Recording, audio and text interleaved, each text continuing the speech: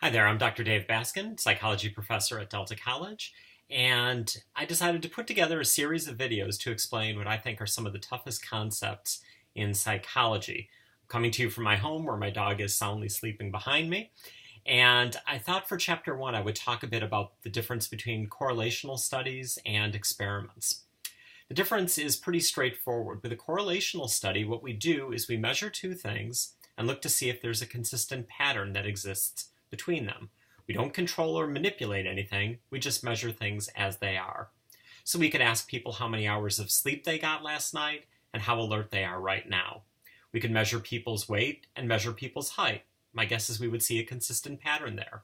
The taller people probably weigh more. We could find out how much caffeine people have consumed, and we could measure their scores on a memory test, look to see if there's a pattern there. But notice with those examples I gave, we didn't control or manipulate anything.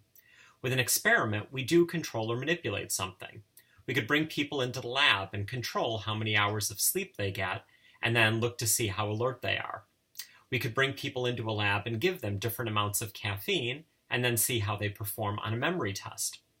The other study we mentioned with height and weight, though, we couldn't do as an experiment, because I can't control how tall someone is or how much someone weighs.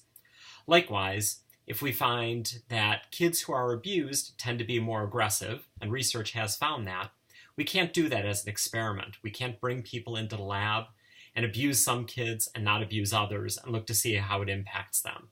So again, the difference between these two important types of research is this. With a correlational study, we measure things as they are.